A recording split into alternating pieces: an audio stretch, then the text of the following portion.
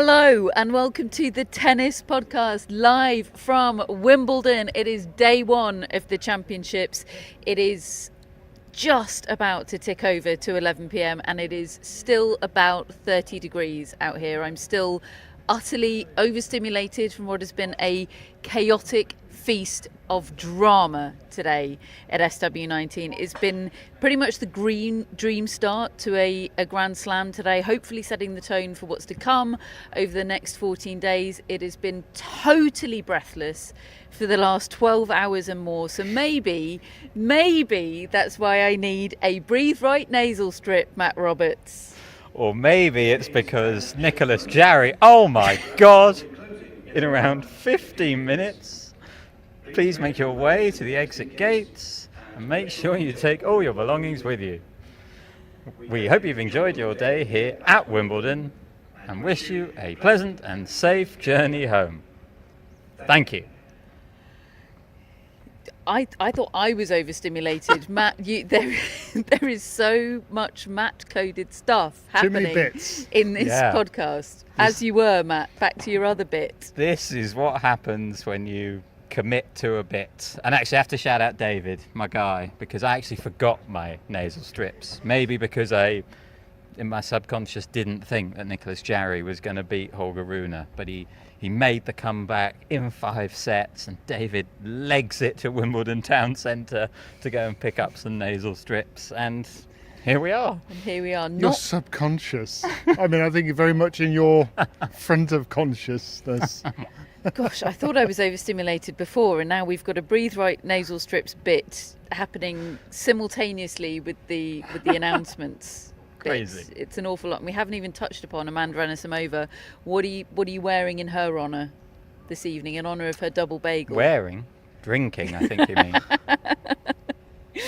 All that will be talked about, folks, and a whole lot more. But let's start, shall we, David, with the two-time defending champion, the heavy favourite for the title this fortnight on the men's side, Carlos Alcaraz, and his oh-so-scenic route to victory over Fabio Fognini in 5 dramatic and bizarre sets to open centre court today. Yeah, I think you've summed it up perfectly. I don't feel as though I am qualified to give proper analysis to this match, because I don't think it is actually possible to give real analysis. It was an absolute mess from start to finish from a Carlos Alcaraz perspective. The only good news for him is that he's still in the tournament, because that was a disastrous performance in terms of quality for the most part by his standards. You know, that is not what I was expecting in the slightest. I thought he would, I've been saying it for weeks, I thought this is a new Carlos Alcaraz and that he would come out and show us his new maturity and his Jannik Sinner-like efficiency that he's trying to attain. And listen, I know that probably sounds all quite harsh, and I think I find the fact that he described his nerves, and he really was very open about how nervous he was, and that now makes total sense to me. What we witnessed today. And I was looking back a year ago when he made his first appearance as the defending champion, and he had a very close match against a guy, I think Mark Lyall, who is now ranked 167 in the world at a career high ranking, right? He has not gone very far, and yet 2 of those sets were 7-6, 7-5, and Alcaraz talked about his nerves. So maybe I didn't factor that in enough, the human nature of what he was trying to do. But the thing is, he's still in the tournament, and it was nice to see Fognini play some of his hits, I suppose. I mean, my word, he can't move like he used to, but he can still do stuff with the racket, can't he? Yeah, and I almost think the fact that he can't move like he used to, which is a very graceful understatement, David. I almost think that discombobulated Alcaraz. We've seen him play badly against a hampered opponent, albeit, a 24 Grand Slam winning one in Novak Djokovic earlier this year. But Fabio Fognini was so clear. I mean, look, if the ball is there, he can still hit a great tennis ball, like unbelievable hand skills, unbelievable ball striking. He'll be able to do that on his deathbed, I think, if there's a tennis ball just there to be hit. He just can't get to them anywhere near like he used to. So you're watching it thinking, well, just hit the ball away from him, Carlos. Get him moving. And he just couldn't seem to do that. And I think part of the issue, Matt, is that he didn't trust his touch and his feel today. And touch and feel is one of the things that goes when you're tight and when you're nervous. Yeah, absolutely. Look, David said he didn't factor that in when thinking about this match. I definitely didn't. In hindsight, I should have let you finish your question yesterday when I dismissed the chance of Fabio Fognini. I just saw no way that this match was going to look like the one we saw on centre court today. He was halfway to Vincent Spadia's losing streak, Fabio Fognini. He hasn't won a match since October. He's now lost 11 in a row at tour level. This was almost my foregone conclusion moment. It was potentially extremely embarrassing. I think it probably still is quite embarrassing. I think it still is, because actually you don't know what the end of my sentence was. I wasn't going to ask if Fognini can win. I was going to ask if Fognini could make it interesting. I didn't think you were going to ask if he could win. I thought you were going to ask if he could make it interesting. And you thought that was too ludicrous a question to finish. I did. I genuinely did. I thought that this would be so straightforward for Carlos Alcaraz. And I think obviously didn't factor in the nerves that he would be feeling. I think he's also, this is going to sound like an odd thing to say, I think he's like a little bit in awe of Fognini.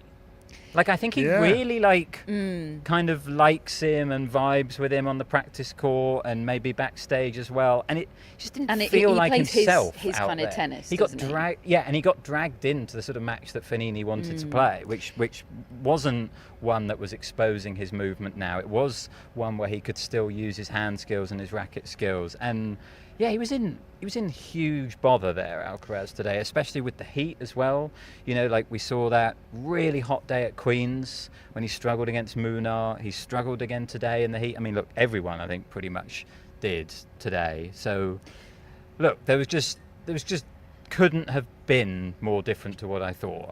The only way I could have been more wrong is if somehow Fognini had managed to win it. And I think that being in awe of Fognini, which really struck and surprised me as well, I think that prevented him, and credit to Alcaraz for this, from really explaining how much he was feeling it out there. That's why I asked him the questions about nerves in press, because I thought he was really feeling it physically today, whether it was an illness, whether it was stress related, it doesn't matter. You know, thinking about how Jack Draper's stress manifested so badly in the heat in the US Open, and where does stress and anxiety end and heat stroke begin? Like, who knows? And it doesn't matter. I thought there was a point in the fourth set at a sit down where he was sort of making a vomiting gesture towards his box. I could be wrong about that, but that's what it looked like to me.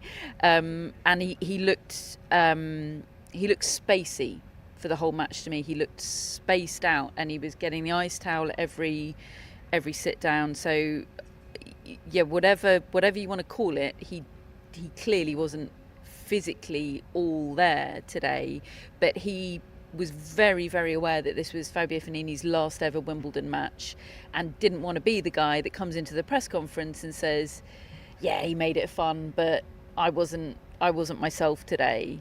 So he really played down his performance and made it all about how well Fognini played. But then when I asked him about the nerves, he said, yeah, I was extremely nervous, and said the fact that he'd done this once before, opened up centre court as the defending champion, didn't help him at all today. No. He said it was like the first time. It's quite instructive, wasn't it? And the way it manifested itself to me, apart from the lack of feel he had, and I mean, you know, he was unable to hit rally balls at times. They were going off 45-degree angles out of court. Honestly, David, the end of that fourth set was some of the worst tennis I've ever seen from a professional tennis player. Yeah. It was extraordinarily bad. It was basically a tank at the end as well, because he knew he was too far behind. Once he went 5-2 down, that last game was, okay, I better get ready for the fifth set because I always win those. And sure enough, he did.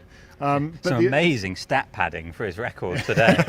He's now 14-1 in those 5 sets. The other thing that I noticed is it was like it was like his legs didn't belong to him in the first few sets. In fact, all of it. Matt really noticed this and has a theory. His spacing wasn't right. His feet, his footwork adjacent to the ball, he was often in the wrong position. Look, I think part of it was that he just didn't know where Fognini's ball was going, did he?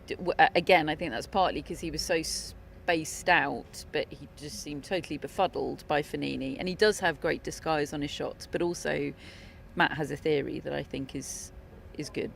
Yeah, and look, I don't want to be the guy that says, oh no, the ATP players had to play on grass at Queen's that had already been used by the women. But I think it is an interesting point that he hadn't played a match on that fresh grass this year, and the footing is very different when it's like that. And look, he sort of played centre court in a bit the other day, didn't he? He has hit on there, but it's very different in an actual match. And I just think maybe that played a little part there. Like perhaps he just wasn't fully sure of his footing because it's the fresh grass. It's been a year since he played on that surface like that. Plus with the nerves, plus with how he feels about Fognini, like all of these factors seem to combine today. And yeah, like I can't believe we were in that match for 4.5 hours today. 4.5 hours. It's absolutely crazy to me. Just imagine if somebody had told you that last night. There was laughter when Fabio Fognini's name came out as the final name in the draw. People were like, "Oh God, Fognini, yeah." I had genuinely forgotten he was in the draw until then. Yeah. Wow. Do you treat this match totally in isolation? Does it change how you feel at all about Carlos Alcaraz at this tournament? It doesn't for me. I Other than that he shouldn't prepare for Grand Slam matches by playing golf with Andy Murray. Yeah, that's clear. How many do you think Andy Murray is just every night sending out, 25 texts? Do you want to play golf tomorrow? To tennis players and thinking one of them will bite. One of them won't mind spending their off day playing around with me. Yeah, look, Fognini might be the closest guy to beating Alcaraz here. No, I know what you mean, because he might have got it out of his system now. Or like last year, because I went and looked at the results, and actually, he's won in straight sets in the first round, but it's 7-6, 7-5, 6-3, something like that. He wins his second round more comfortably, but it's still not, it's not an emphatic performance. Third round is the Tiafoe escape, and then he was okay, more or less, whereas. So I don't think it's necessarily out of the system completely. I think the only thing that changes my mind, I still think the guy's going to win this title this fortnight. The only thing that changes my view, I hope, is for next time. That when he plays this tournament, if he's won it again and he defends and he plays the opening match, I'd like to think I'll be a bit more ready for the nerves to strike next time, because I don't think that's going away necessarily. And actually, Fognini himself, his analysis pre-match of this was far better than mine. He said it's the best time to play him in the first round. That is when he's probably going to be the most vulnerable, and that showed today.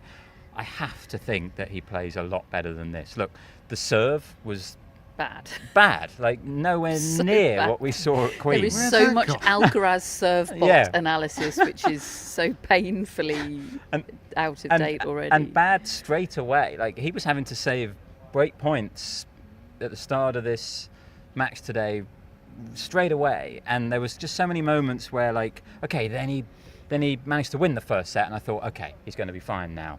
And then he gets pegged back, and then he wins the third, and then he gets pegged back. It was just one of those performances that I think he just needed to get it out of his system. I have to think, given the tennis we've seen him play in the last month or so, I'm not worried really about his form. I do think this was a bit of a one-off.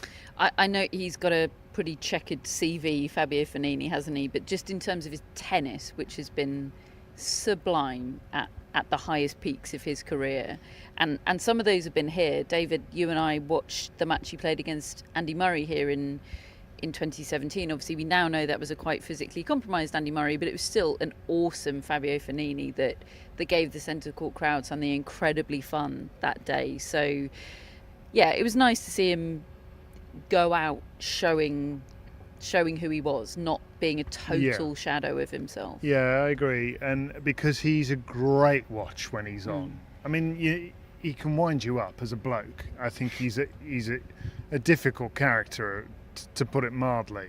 But when I think of him just sort of strutting around the court the way he does, looking as though he sort of owns the place, and then the ball happens to come to him and he'll just do something genius with it. And some of the performances over the years, the demolition of Andy Murray in Davis Cup in Naples, a guy who didn't lose Davis Cup matches, Fognini took him apart. You know, a good Andy Murray. His comeback from 2-0 down against Rafael Nadal. I mean, who does that? At the US Open. It was the US Open, wasn't it? The one you mentioned that we saw, I remember being at Wimbledon and Murray was sort of scrambling all over the court, just trying to get the balls back, turn rallies around, and he just struts about and just sticks another one in the corner. And now he'll hit a little underhand drop shot, you know, and it's so cool the way he plays tennis. I think his behaviour at times in his career has been anything but cool. But he's a good tennis player. Alcaraz has Oliver Tarvet next, who played and won his first ever tour level match today. And when asked about the prospect of facing Carlos Alcaraz in the next round, and at this point it could have been Fabio Fognini, and it really could have been Fabio Fognini, he said, "I'm quietly confident I can win against anyone." And that was in response to an Alcaraz question. I mean, I suppose we don't like it when they just say, "Oh, I'm just really happy to be there." I know. Really, you know? I sort of love it, but I also think I'm worried for you. I'm worried about how those quotes are going to look. He's an interesting guy. He gave a great press conference. It was one of those where there was it smelled of fresh paint, that press conference. It was so obvious he'd never done anything like that before and was enjoying it because it was all new and people wanted to speak to him and ask him questions. How great is that? You know, there was no jadedness at all. I do worry for him a bit about some of his quotes and how they could be taken out of context or curtailed to be painted a certain way. I hope that they're reported responsibly, because he was talking about, so he clarified the prize money situation, because obviously he's still an amateur. He intends to return to University of San Diego. He was glowing about University of San Diego, loves it there, basically did an advert for it, and he no amount of prize money, I don't think, unless he wins the title, is going to change his mind about that. But he clarified that the situation is that he's not allowed to make more than $10,000 profit for the year. So by reaching the second round here, he's earned £99,000. So basically, he needs to find about £82,500 worth of expenses. What's allowable? And counting. Sounds fun. If he beats Carlos Alcaraz, but let's assume it's 82,500. And he was talking about that. He was like, you know, he didn't say, look, I'm going to have to fiddle the system and fiddle my numbers and stuff and find some expenses. But, you know, he went, tennis is an expensive sport. I'm sure I can work it out somehow. But yeah, accountants were probably breathing in sharp breaths, hearing what he had to say. He's an interesting guy, and he talked a lot about the changes to the NCAA sponsorship rules, which means that athletes can now receive sponsorship. I know that was something that was really big for athletes at the Olympics, for example. The gymnasts at the Olympics were able to compete more easily and go through the college path, and yeah, he's really interesting. I think he's going to lose to Carlos Alcaraz, and those quotes aren't going to age very well, but I love it. Best of luck to him. So that was happening on centre court for 4.5 hours. Let's head to court number 2, and Daniil Medvedev losing in the first round to Benjamin Bonzi. 4 sets, 7-6, 3-6, 7-6, 6-2. Benjamin Bonzi came into this Wimbledon having lost all the main draw matches he's played on grass this season. He's played 3 warm-up events. He's lost first round in all of them. He won 2 qualifying matches in Halle, but he has lost to Brandon Holt, Quentin Elise and Jiri Lehechka. You know, like, we all think Medvedev is on the decline and vulnerable, generally, but I'm not sure anybody looked at Benjamin Bonzi and thought he's going to be the guy. And yet, most of Medvedev's post-match analysis here was that Benjamin Bonzi is incredible and played out of his mind, and there was nothing that he could do, which was weird. Yes, it was a very odd Medvedev press conference, I thought. Like, really interesting, as always, but I must say I didn't agree with a lot of what he was saying. I thought he actually sounded a little bit deluded about the state of his game and his form right now. He seemed quite annoyed at Benjamin Bonzi for playing like that. He said that he watched him play in Halle, was it, and thought he was rubbish. He said he could barely make a ball in the court, and he said, and yet he plays like this against me. He said if he plays like this, he'll definitely make the 4th round here, because I've looked at the draw and I've seen the names. Which is a tough scene for Jordan Thompson, Arthur Ferry and Luciano Darderi. But he said, but I don't think he will play like this. Like, he seems to think that he sort of chose it personally against him today. And he kept referring to Halle as though, like, everything's fine because he played well in Halle. And look, he did play well there. He understands his assignment when he plays Alexander Zverev, doesn't he? Like, he's got such a good record against him. He beat him there and he got to the final. And look, he played well. And as you said, I thought that he would be vulnerable in this tournament, but I didn't think he would lose first round. I think I actually might have good drawed Benjamin Bonzi yesterday. I think I might have used those words. But if he looks at the big picture, his game has been in decline for quite some time, and he actually did really well in the slams last year. He won 18 matches at the slams last year, and that kept him up in the rankings because his tour form was way down on what it had been. This year the slams have been a disaster. He's won 1 match at the slams, and that was against Kasidit Samrej, the world number 418, and he needed 5 sets. He was in a right old pickle in that match. That is his only Grand Slam win this year. Otherwise, he's lost 3 matches. Like, he's just been way off his best for some time, I think. And saying that everything's okay because of Halle, yeah, he mentioned Halle. Doesn't feel like the right picture. Pretty much every single answer at this press conference, he said, I would be panicking if it weren't for Halle. So many times. It reminds me of when Is he aware he's out of Wimbledon? It reminds me of when Fulham beat Swansea on the final day of a Premier League season, and we ended up finishing 12th, and it was kind of like, that's all right, 12th. But actually, we'd lost our last 7 matches, and we were in terminal decline, and we got relegated the next season. But the Swansea win covered it all up, and he's like treating Halle as though, okay, things are fine. They're not fine. Like, if he's right and he's saying that he didn't play badly and there's not much that he could do, if that's right analysis, then that's a problem. Because and that was not what being I asked able him. to do much That was exactly has what I asked become his him. problem. He talked about, look, when players peak against you and they don't miss a ball, there's nothing you can do. But I wanted to know, like, there used to be something you could do against guys like that. Like, do you feel more vulnerable to guys peaking against you and having their best day and you not being able to impose yourself on them and prevent them from doing it? And he kind of said, well, I did until Halle. I got Halled again. It was really interesting. It was an interesting snapshot into his mindset. And look, I know delusion, a healthy level of delusion, is a very essential ingredient to being a tennis player, selective memory. But this did seem a little bit bananas today. And there was a really revealing line. He said, to make a winner against him today, I had to make like 3 great shots into the corners.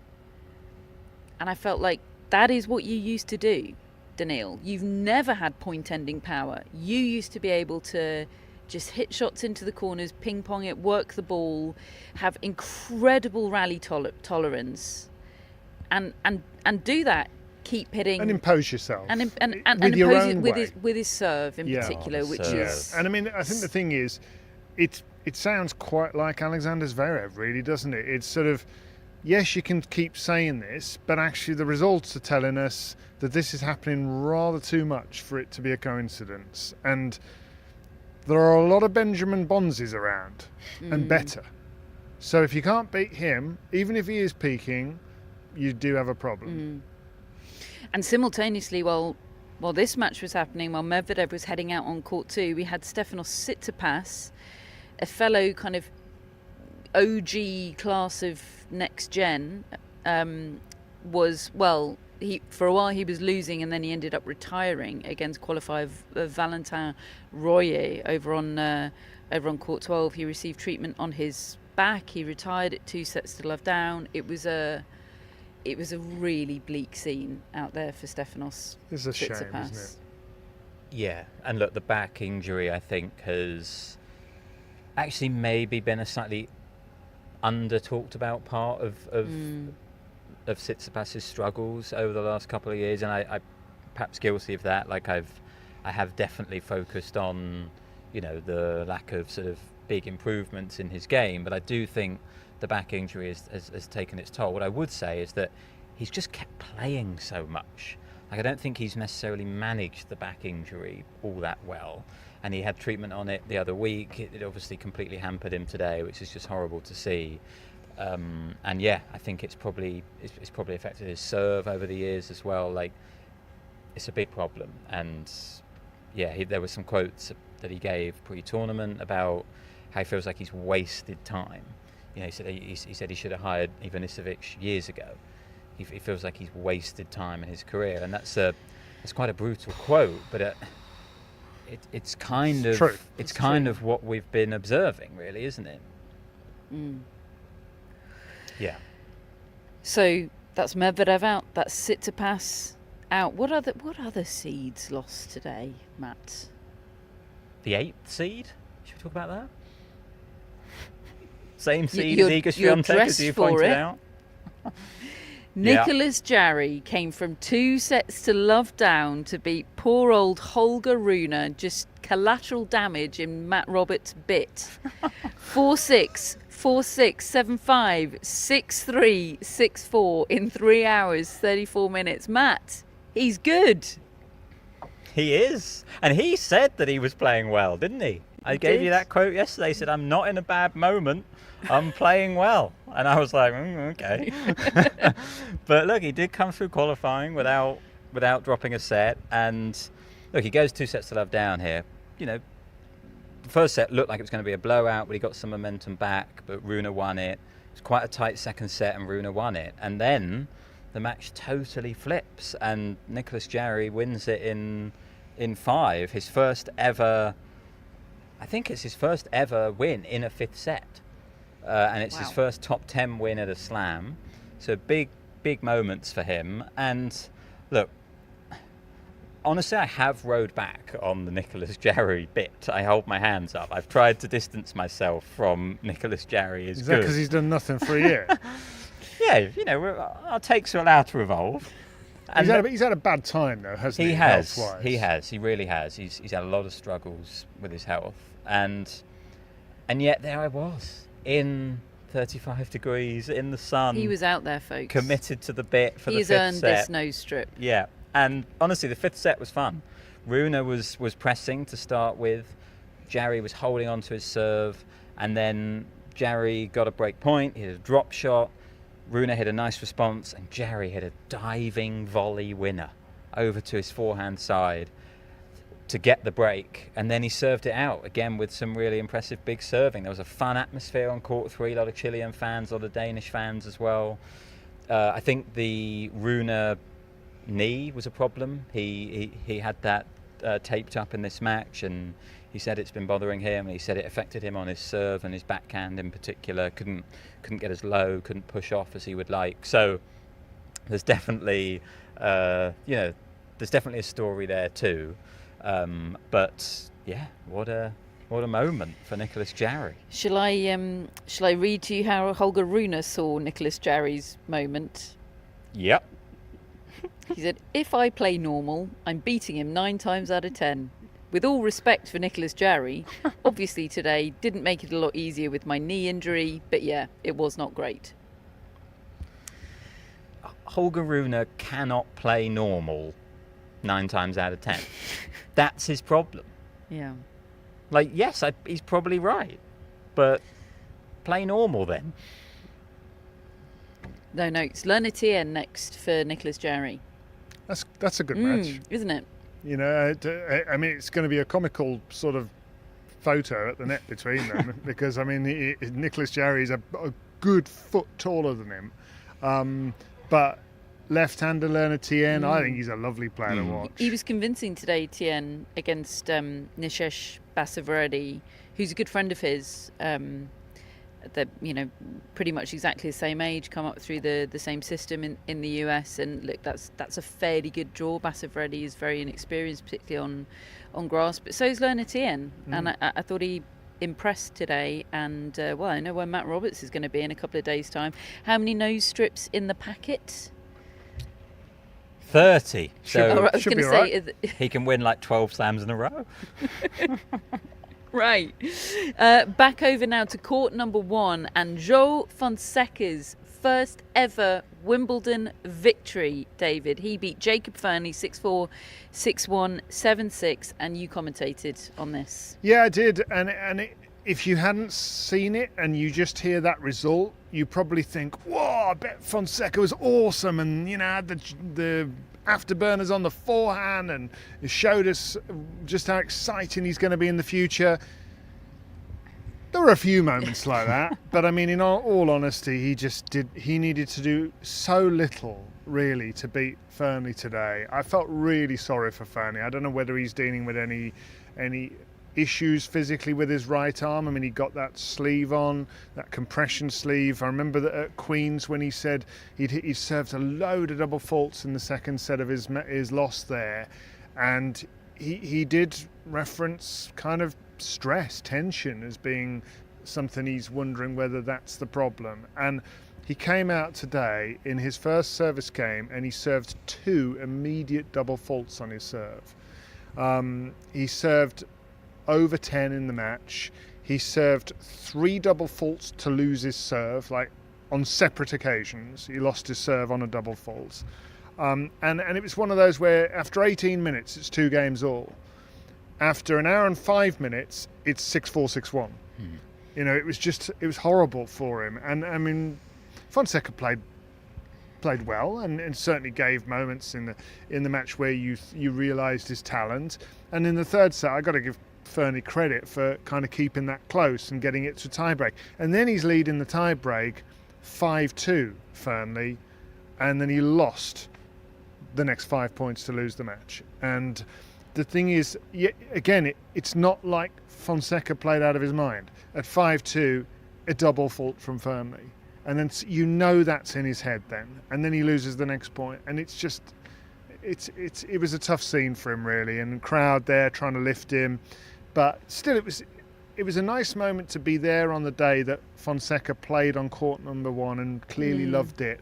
And is sort of made his Wimbledon bow really. And I could say I was there because I think he will be an important player in the future. Brooksby next for Fonseca. Yeah, I think that could be tricky for him.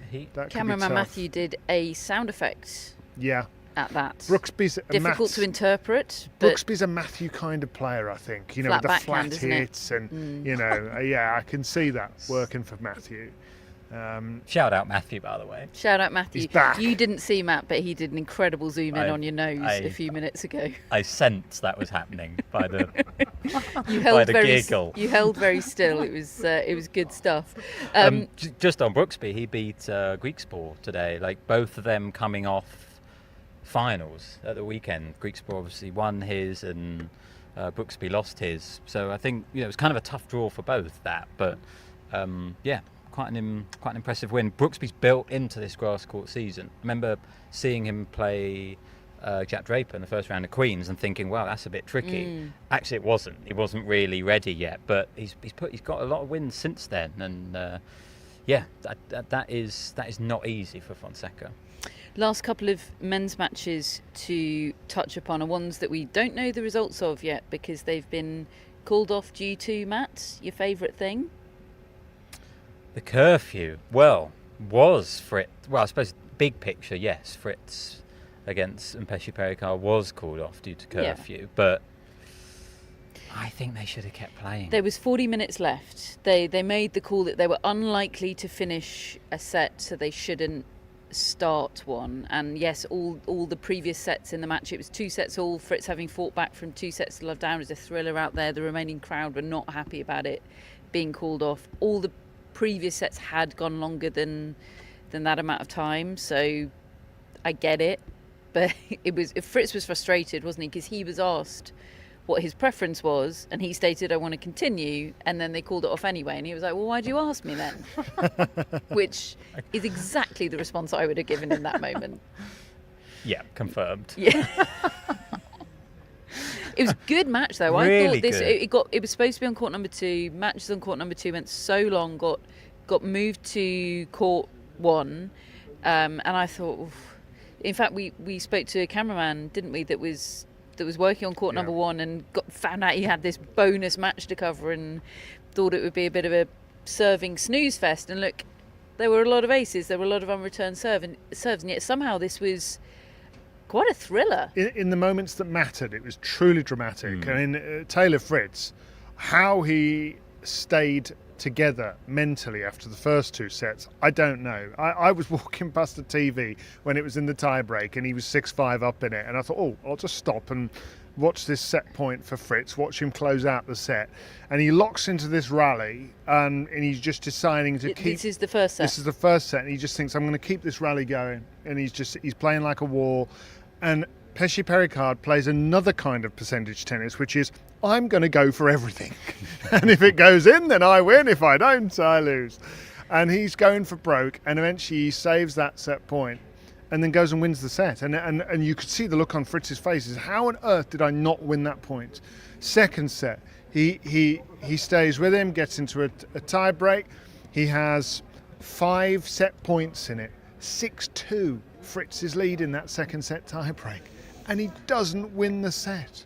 I mean, and he sits down. How he's not just completely going bananas and losing his ability to focus, I don't know. Because Pesci Pericard, he doesn't care. He just swings. And if he connects, I mean, imagine the pressure. You're 2 sets to love down against this guy who just keeps on serving, going through games in a minute and 5 seconds, knowing that if you can get to a tie break and keep it close and get one great point, or maybe a net cord, he's won the match. And fair play to Fritz. He knuckles down and he just starts working his way back into it. And kind of righted that wrong from the second set in the 4th set, because he went 2 mini breaks down against Pesci Pericard, who is, you said, didn't you? You said it's over. And I agreed with you at that point. Like 2 mini breaks in a tie break against that guy, it felt over. Oh, it did, yeah. And Pesci Pericard serving 5-2, just, 2 aces away from winning it. And he got it back, Fritz. And look, he said in his press conference the other day, the problem this season is he's not been playing the big points well. And look, you could maybe say that trend continued at the start of this match, but God, he played those points well. Like there was a great return down low on Pesci Pericard's toes. He didn't hit a very good volley. There was a fantastic forehand winner up the line as he was falling backwards. And look, when he won it, he just let out this huge roar, didn't he? And I can understand why he wanted to keep playing. Like he had the momentum there. I think it's going to be another test of him. Like I'm really impressed that he's passed the test of coming back from 2 sets to love down against this nightmare opponent to get it back to 2-2. But it's another test tomorrow to now overcome the frustration of, he was clearly annoyed there at the end, overcome that frustration and come back tomorrow. It's going to take him so long to get to sleep, isn't it, tonight? He must be so adrenalised right now. And it was a nightmare for him playing that under the roof against Pesci Pericard. Like he becomes another prospect altogether when there's no conditions. And now there's the question of whether they close the roof just for the resumption of that match, which we presume they usually slot it in second on, don't they? on the same court. I hope they don't close the roof. They have done that before, very famously in the Nadal-Djokovic semi-final of 2018. And the same will be the case for the Alexander Zverev-Artur Rinderknecht match, which comes back tomorrow poised at a set all. Zverev having saved 2 set points, which would have had him go 2 sets to love down. Yeah. And I tell you what, it has been a heck of a day for Alexander Zverev. It could have been even better. Obviously, he's got to win this match for it to factor in. But when you looked at his draw, and we were talking about Matteo Berrettini as a potential third-round opponent, we were talking about Francisco Cerundolo, who always beats him. Okay, maybe not on grass, but he's always beaten him in the past. Taylor Fritz in his half of the draw, who always beats him. Daniil Medvedev, who always beats him. I mean, 3 of those are not there anymore. Fritz is in a 5th set. Carlos Alcaraz at one stage looked like he was going out of the tournament. You know, it was looking great for Alexander Zverev, and then Artur Rinderknecht comes along and just nabs the first set off him, despite the fact that Zverev was really the dominant player all the way to the tie-break. He had loads of break points, couldn't take any of them. Rinderknecht hanging on, then he goes 6-1 up in the tie-break. Imagine how frustrating that is for Zverev, and yet he's great at sort of hanging on, and he did it again. He let out a huge roar when he goes 1 set all. They come back tomorrow. I mean, the managing of these 5-set matches for these top players, when there's a big hitter like Pesci-Pericard, like Rinderknecht, who has got a big serve, it's fascinating watching them try to work their way through it. But yeah, if Zverev can get himself out of that, he may suddenly have a route through this draw that looks a heck of a lot easier than he was used to. Obviously, we'll bring you the results of those tomorrow.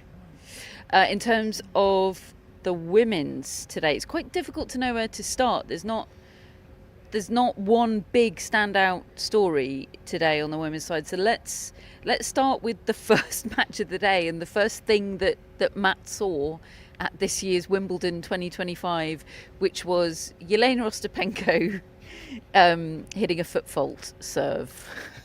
Called, first point. of course, electronically. Yeah. Like, it was just so perfect. You know that Ostapenko does not trust that machine. And it's the first time having it at Wimbledon, and it just comes for Ostapenko on the first point. It was poetic. It really was. And it set the tone for her for the match. It did. I mean, look, she actually started this match really well. She went 5-2 up, I believe, in the first set. And this is against Sonny Cartel, the British player. Yeah, exactly. And they'd met in Eastbourne, and Ostapenko had won in straight sets. And honestly, I thought she's going to be fine here, Ostapenko. Then Molly McElwee, our friend and colleague, joined me in the press seats on court 3, and she was telling me that she was considering, you know, she's been talking to editors and things, and she was considering writing a story on potential British bloodbath at Wimbledon today, you know, given the number of tough draws that they had. And it was like we had this conversation, and suddenly things turned around, and suddenly Sonny Cartel was causing Ostapenko a lot of problems of her own. I was sitting just across from Cartel's coaching corner, and her coach was constantly shouting intention. And I kind of took that to mean you've got to be able to get on top of some of these rallies against Ostapenko. Easier said than done because of her flat hits and her ability to just take the racket out of your hand. But Cartel gradually did it really, really well. She said she often struggles against the big hitters, but actually I thought she seemed quite set up to play them. She's got quite a nice slice on both sides. She's comfortable chipping the ball back into awkward spots, defending, and she also started to sort of pack a punch in this match. Her forehand is a heavy shot. She was wrong-footing Ostapenko a lot. There's a lot of moments where Ostapenko was flat-footed. And she won that first set, Cartel, winning 5 games in a row. Like, really, really impressive. Nice crowd on court 3. Ostapenko then wins the second set, and I'm thinking, okay, we're kind of back on track here for her. But then a really poor final set from Ostapenko. Borderline tank at times, I think, here towards the end. certainly in the middle bit of that of that third set, to just let it completely run away from her. I think she went 5-love down. And in the end, it's an absolutely fantastic win for Sonia Cartel. And I think she played on court 3 maybe last year, got a win, was pleased to be back there. And she's got a nice game. She really does. Heavy forehand, as I said, and a lot of drop shots and drop shot returns she used well, exposing the Ostapenko movement. And in the end, a really, really sort of comfortable final set for Cartel, 6-2. Yeah, fantastic win for her, and it kind of set the tone for Brits for the day. Like, against expectations, it ended up being a brilliant day for the Brits. Was it 7 wins? I think 7 wins in the end. I was not expecting that. Katie Boulter being the last of them, and perhaps the biggest win over the 9th seed, Paola Badosa, 6-2, 3-6, 6-4. She was over there about 45 minutes ago, wasn't she, doing an interview with 5 Live, clearly just absolutely buzzing. That is her 4th top 10 victory, and of course there are echoes of the victory she had over Karolina Pliskova on centre court. That was back in 2022, and she said memories of that helped her today. Yeah, I commentated on that match on the TV that time, and that was her first big breakthrough moment at Wimbledon, and this, when it was lined up, when the draw was made, I said sort of 50-50 is what I thought.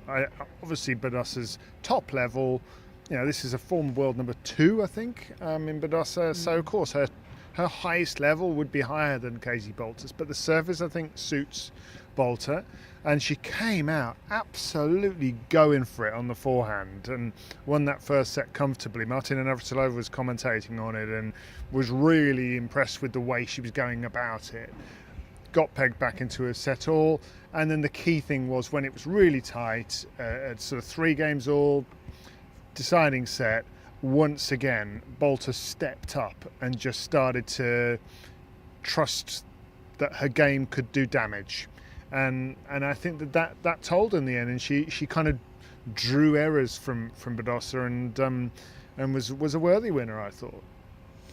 Yeah, I agree. She has a good draw. She plays a lucky loser next, Solana Sierra, the Argentine player, the world number 101. But if we're making the comparisons back to 2022 and the Pliskova win when she was riding high, she ended up losing to Harmony Tan in the next round in a really disappointing performance. So I do feel like there's danger there. She still has something to prove that you can.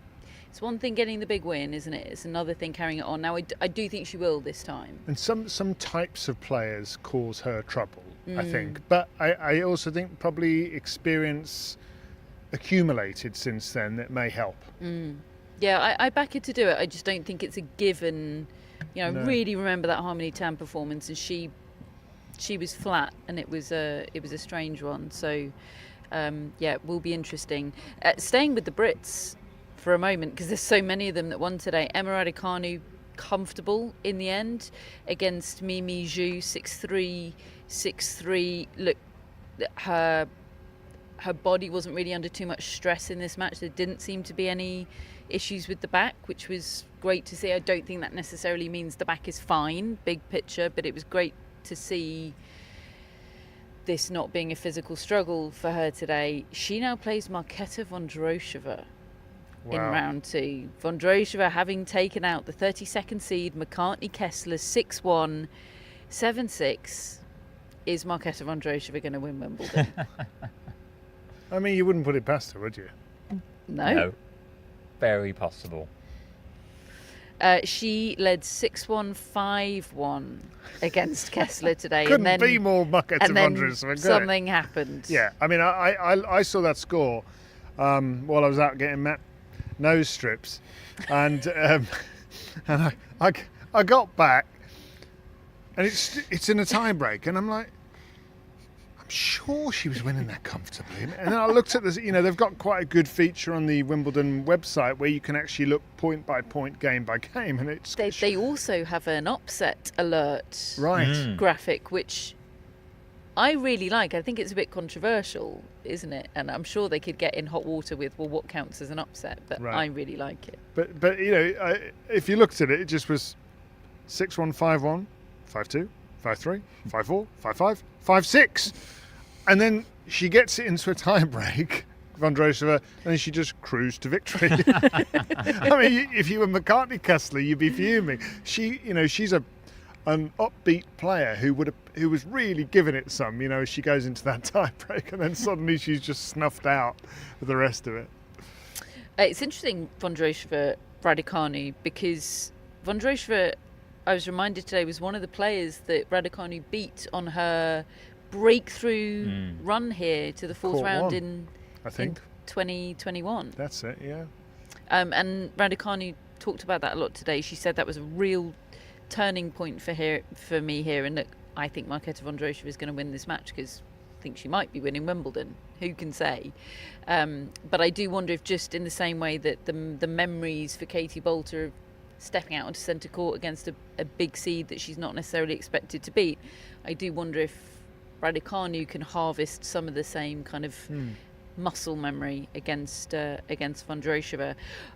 On court one today, opening court one today, Arina Sabalenka against Carson Brandstein. Apparently that's the correct pronunciation. The Canadian qualifier that people were really hyping, us included, or certainly we were happy to quote other people that had seen more of her play, hyping her. And it's fair to say, David, that Sabalenka poured water on the Brandstein fire. It was interesting because I watched this. I was in the BBC green room with Naomi Cavaday, who'd watched quite a lot of Brandstein in qualifying, and said, frankly, she was the best player in qualifying by some distance. Wow. You know, she had those 2 wins over Boisson and Andreescu, which are, you know, even on just name level, that's impressive. But tennis-wise, it was there to match. And she's tall, she hits the ball incredibly hard,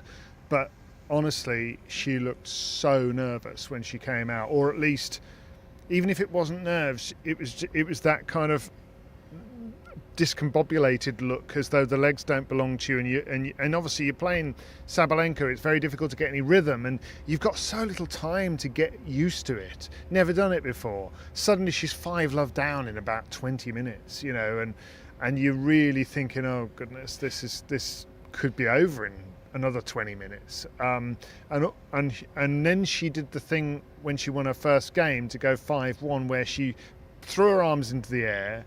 Crowd loved it, and that was a moment. And I always think that can go one or two ways. That can either really settle you down, and I think it did with her, or it can, you know, maybe it shows you don't feel you're that competitive. But I think for her it was just, oh goodness, thank goodness I'm on the board. Second set, it was really close. You know, she was hanging with her all the way through that set, and there's definitely a game there that has a future, I think, if she can get on this sort of stage more often. Sabalenka-wise, I thought that was a good start. You know, that's not a nice draw. A qualifier who's regarded by people who've watched as the best one in qualifying, and you go and particularly given all the stuff Sabalenka's had going on, first Grand Slam match since the fallout with Coco Gauff, she looked fine. Yeah, I agree. I thought this was a good news performance for Arina Sabalenka. Madison Keys. 2 hours 41 minutes today against Elena Gabriela Rusa. 6-7, 7-5, 7-5. There was puking, there was drama, there was all sorts going on in this match over on court number 2, and maybe we should have seen this coming, Matt, because they played a very similar match in Melbourne earlier this year, where of course Madison Keys ended up going on to win the title. Yeah, when Madison Keys beats Rusa 7-5 in the third set, watch out.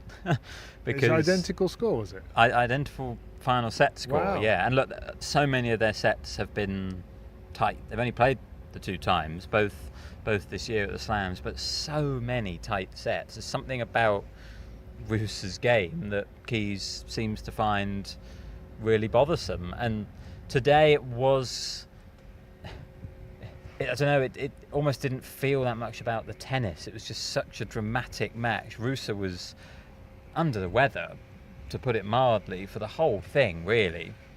She, as you said, she did puke at the back of the court. She was clutching her stomach a lot. She just generally looked extremely unwell, to be honest, in this heat as well. And yet she pushed Madison Keys all the way. And yet it was one of those matches with just things that you don't normally see, like Ruse hit an underarm serve. I don't think she's a regular underarm server.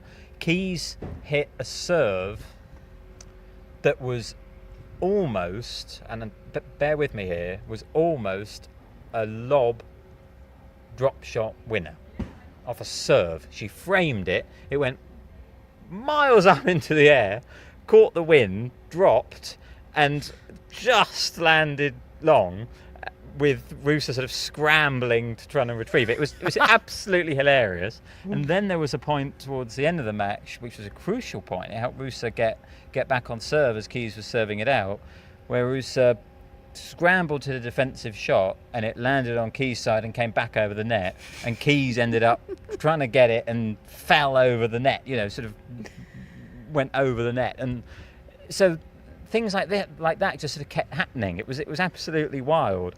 All the while, obviously, Ruse was not feeling well. And I sort of did always think Keys would win, but I don't know why I felt that, because she was a set down. She was constantly in trouble in this match. She tried to serve out both the second and third set of 5-4, got broken back both times. It was an ordeal, this match. It really was. It was over 2.5 hours.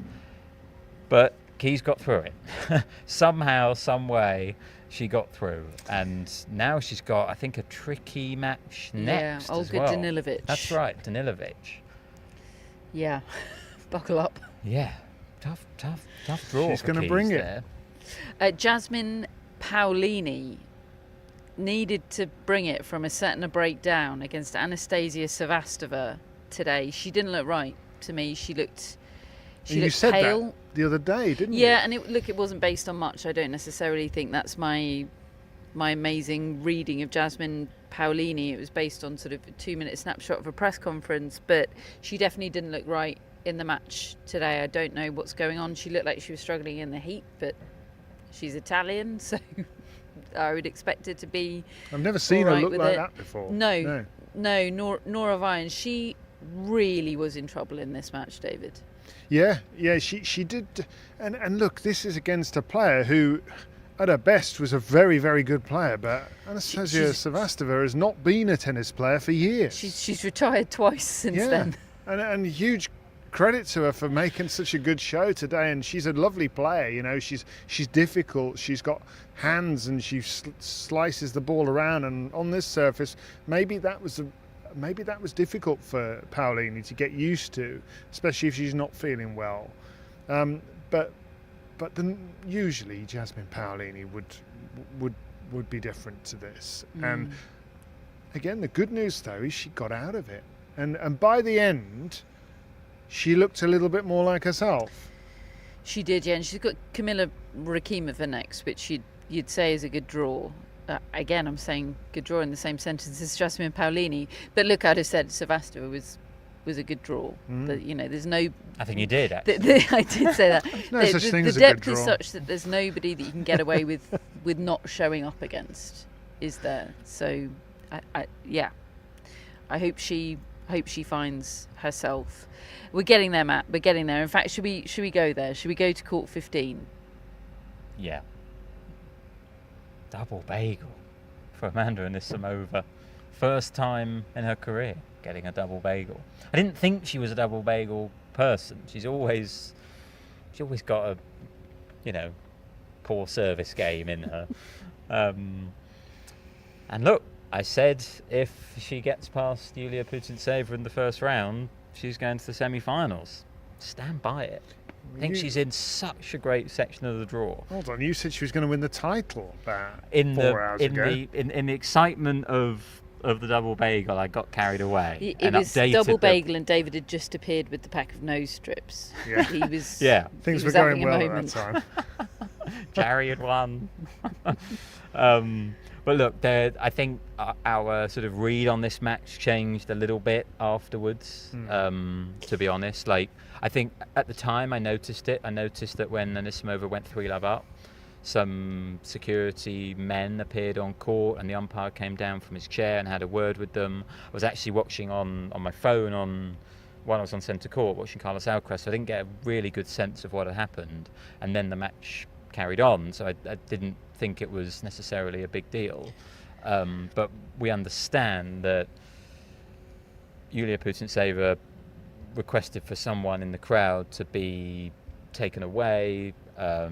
She said that he was sort of being threatening to her, and she did seem very upset during this match. There was a couple of times when she was in tears, and look, that puts a whole different perspective on the match, really, and that's a very, very serious situation, one that a lot of female players in particular have to face and are facing and shouldn't have to face, and the tours and the tournaments are trying to do some things about it, but it's a hard thing to police as well, and we don't want to see that at all. And we're sorry for Yulia Putintseva that happened, and it sort of gives a bit of a fuller story and picture on this match, I think, and perhaps goes quite a long way to explaining why it was quite so one-sided. And look, it was dealt with. She asked for him to be removed. He was removed. I think it was whoever it was that was complained about by Putintseva was removed. But it's about the big picture of tennis. Somehow, I don't have the answers here, but somehow just doing more to try and make players feel as safe as possible in a world where women basically aren't safe. But yeah, very, very, very tough situation. Hope Yulia Putintseva is okay. Just a few other women's results to touch upon. Naomi Osaka today beat Talia Gibson. She awaits the winner of Zheng Qinwen against Katerina Siniakova, a match that was postponed until tomorrow because it was very clear that it was never going to get played. So that'll be scheduled into a new rejigged order of play for tomorrow. Elina Svitolina was the first winner of the tournament on court 18 behind us here, 6-3, 6-1 over Anna Bondar. And finally, I wanted to touch upon Ons Jabeur, who retired today, trading by a set to Victoria Tomova on court number 14. A really small court, the one that's just outside the media centre. Look, she gathered a huge crowd, didn't she? Grounds pass holders that saw that the two-time former finalist was playing on a court accessible to anybody, but it was an incredibly grim scene, David, quite honestly. Harrowing. I went out there actually, and honestly, I hadn't really twigged that was the court she was on. I walked out of the press room just because I thought it was around noon or 1 o'clock. I thought I'm just going to go a walk around the grounds and try and soak up a little bit of the atmosphere. And it was so hot. One of the hottest days I've ever experienced here at Wimbledon. And I thought I'm not going to get too far. I'll probably just go and have a walk around for 10 minutes. Straight out the press room, and I realised, this is Ons Jabeur right now, and she's I think she was 6-5 up in the first set. And even though it's a small court, as you say, the little gangway just behind the umpire's chair, people were sort of 6 people deep. And because of my height, I'm able to just look over all of their heads and watch this match. And so I'm going to stick around here. This is great. And the affection of the crowd was apparent in every sound you heard. Every point that Jabeur won was just greeted with such happiness and excitement, and every point Tomova won was greeted with virtual silence, and then Tomova wins that set, and it was Yeah, it was really grim. It's a good word for it. And then to find out that she retired, I actually left at that point to find out she retired, and then didn't attend media conference. We got a notification that if anybody needed quotes from her, that somebody would get them, and it only goes on from your conversation with her a couple of days ago, Catherine, which was instructive at the time, as it turned out, and she's not in a good place, and physically it's just not happening for her, and it's so sad to see. Yeah, it is. Like, yeah, there's no way around it. It's quite upsetting, really, to think about Ons Jabeur and everything that she's bearing as a tennis player, the injuries that she suffered, feeling a shadow of her former self, feeling like the game's moved on past her. I know she really feels the burden of and the upset of world events. That's something that she's talked about a lot. She sticks her neck out, doesn't she, to stand up for things that she believes in, which is incredible, but that comes with its own weight as well. And she did just seem like such a sad, burdened person when I spoke to her for Tennis Podcast Meets, and I hope that she can find some peace, and whether that looks like retirement, I don't know, but I certainly don't want to see her struggle much longer like she did today. Breakneck segue here, folks, but we have an order of play for tomorrow to talk about, one that will have the to be completed matches now inserted into it. Just before we get into that, though, I've promised a very important strawberry related announcement. I was, of course, inviting submissions for potential names for our Wimbledon mascot for 2025. Obviously, last year we had Jude, named after Jude Bellingham, lovely teddy bear who now sits on Matt's shelf, among other soft furnishings. And now we have this lovely strawberry available in the Wimbledon shop. And this strawberry needs a name. And we had many excellent submissions, but can we honestly say that any was more excellent than that suggested by Daniel on the barge, which is, drum roll please, I can't do it with one hand, Jam Shriver. It had to be, didn't it? Genius. It's just the best. Introducing Jam Shriver. It feels appropriate. Pam has a Wimbledon birthday every year, 4th of July. Shares a birthday with my niece, Nina, who will be receiving this strawberry after she's done mascotting us at this Wimbledon. So it all feels very perfect. Just a special mention, though, and I'm really sorry, I don't know who suggested this. Adam H, you absolute genius, who came up with Dida de Fruit. Because that deserved a moment. It did. Incredible. Good work. Well done, Adam H. Well done, Daniel. Introducing Jam Shriver. Right. Tomorrow's order of play, folks. I'm just going to refresh the page because, of course, there will have been some changes in the last hour or so. But, of course, we know that Centre Court will be opened up at 1:30 tomorrow, or today. It is now 7 minutes past midnight, by the women's defending champion, Barbora Krejcikova, 17th seed this year. If she loses this match, she drops to around about 90 in the world, because she's barely played since Wimbledon last year. Such has been her fight with injuries. It's been an incredibly tough 12 months, and it's very difficult to know what to expect from her tomorrow, other than a challenge, I think, against Alexandra Ayala, who obviously reached the final in Eastbourne. I think the only question mark for her is how much she's emotionally recovered from that final, because she cried for about 15 solid minutes on the court when she lost it from championship points up. But I can't believe I'm asking this, but is Krejcikova even the favourite for that match? It's kind of hard to make that case. Like, based on form,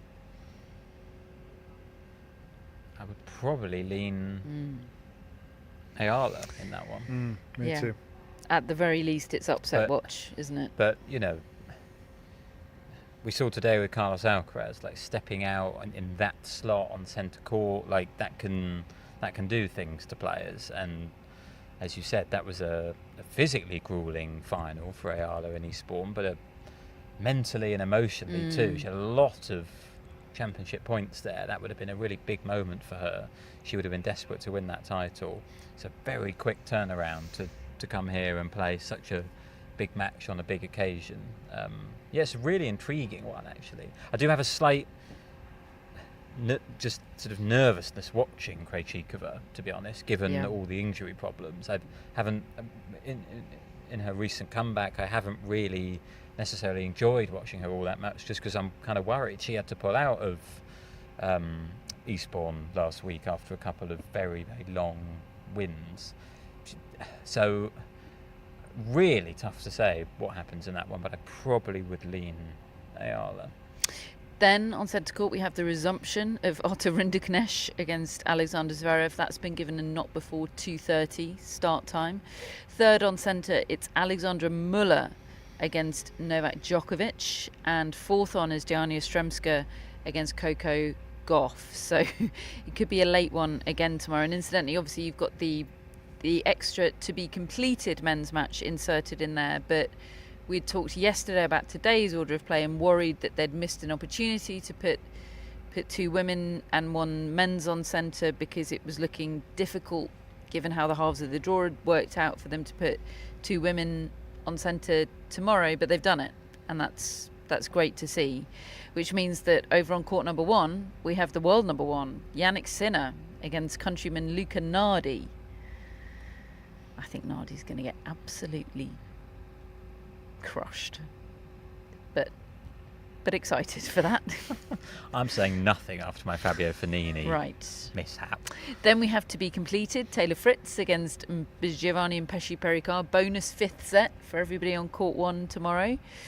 Third on is the potentially final Wimbledon match of Petra Kvitova, two-time former champion, playing in her final Wimbledon under a wild card here. She takes on last year's quarterfinalist Emma Navarro. And finally on court one tomorrow, again could be a late one, Jack Draper starts against Sebastian Baez. Over on court number two we have the Bad Homburg champion Jessica Pegula against Elisabetta Cocciaretto. Lorenzo Mazzetti second on court two against Nicolas Basilashvili. Iga Swiatek starts on two against Polina Kudermetova, and finally Ben Shelton taking on Alex Bolt. On court three, the Brit Johannes Monday taking on Tommy Paul. Jung Chun-Wen against Katerina Siniakova, the rescheduled match from today. That is not before 12:30 tomorrow. On court number three, Mira Andreeva and Maya Sharif. Grigor Dimitrov plays over there, and Elena Rybakina as well. So former champion Elena Rybakina on court number three. On court number 12, Clara Tauson against Heather Watson. You've got a to be completed match involving Bertik van der Zandschulp. 2 sets to love up is my Bertik. Dan Evans against Jay Clark, third on court 12. Gael Monfils against Ugo Humbert, and Sophia Kenin taking on Taylor Townsend. There are fun matches tomorrow. Maya Joint against Lyudmila Samsonova. I think one worth watching. That's second on court number 18. Jakub Mensik against Hugo Gaston is the last match on court number 18 tomorrow. A couple of more matches to be finished. One slotted in on court number 4. We could be here late tomorrow. Oh yeah. It could be another late one. We're not before 9:30, but we'll come on just as we did today at the end of play on the show courts, and it could be a very similar time to when we were on air today if you want to join us live on YouTube. And that ended up being about 11 p.m. We came on a couple of minutes before 11 p.m. The best thing to do if you don't want to miss us live is to like and subscribe, and if you subscribe to our channel you will get a notification when we are going live. We have some important mascots. We have our mascots, of course, but first we have a mascot for today's episode. That mascot is Luna. Luna is owned by Mario and Sue Lee Rivera. They say Luna joined our family a little over a year ago and has already taken over.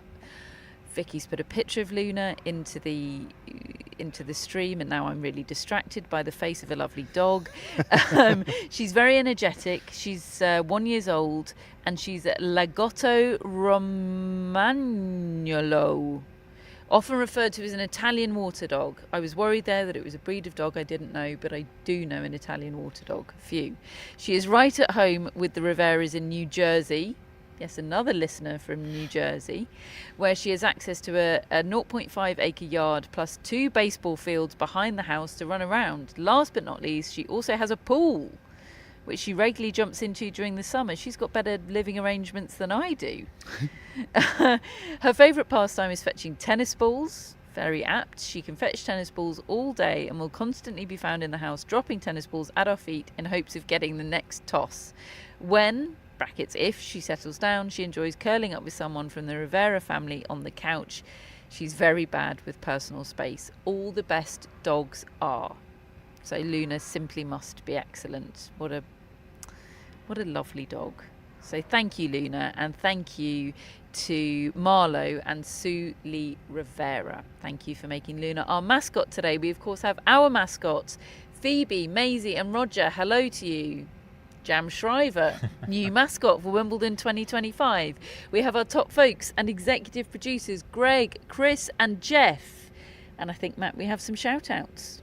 We have Stefan in Switzerland, just outside Zurich. Hello, Stefan. Like Edberg, who played his final Wimbledon in 1996. And I was retired here. very young, didn't Yeah. he, Edberg? Yeah, pretty young. Yeah, he was quite young. And players were when they retired, back then. But what a player.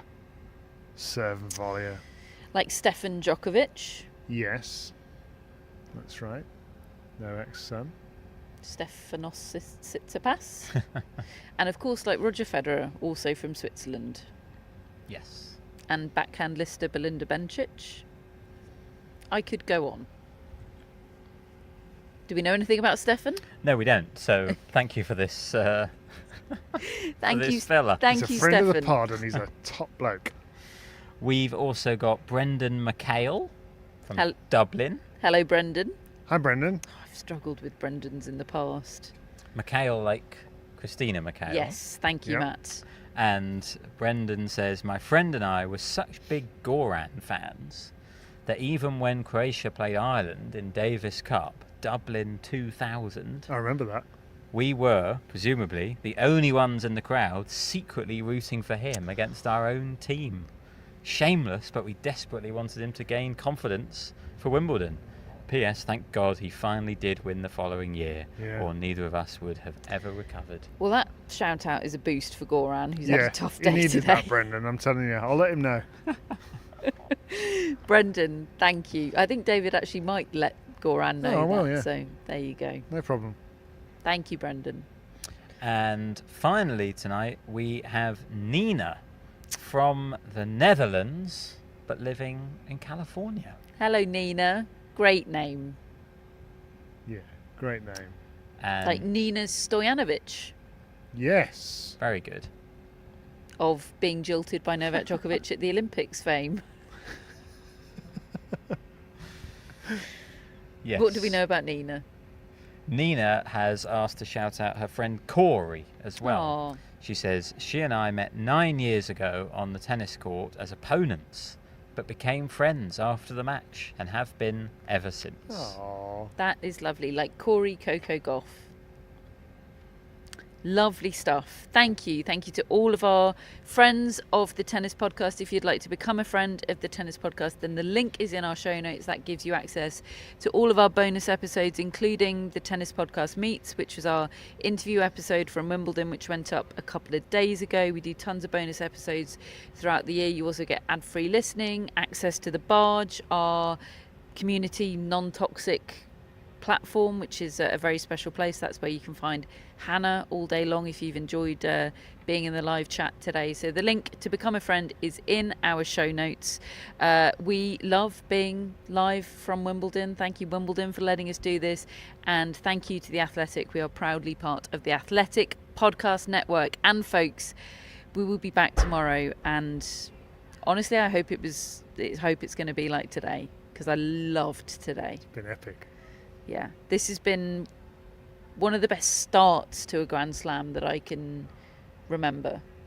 And it's the only sort of proper start that we have now. You know, with the Sunday starts, none of that here. It's just an avalanche of matches. It feels different, doesn't it? It does. Yeah. And I don't hate the Sunday starts. No, I get it, but the thing I hate most about it is how it waters down the matches and the names you get on the first day. There have been some soft launches of Grand Slams recently. Today felt big time. Yeah, it did. It was awesome. Can't wait to do it again tomorrow. We will be back here at the end of play. Hope you can join us. Do hit that like and subscribe button. Follow us on Instagram. Do all that stuff. We thank you for listening, and we'll see you and speak to you tomorrow.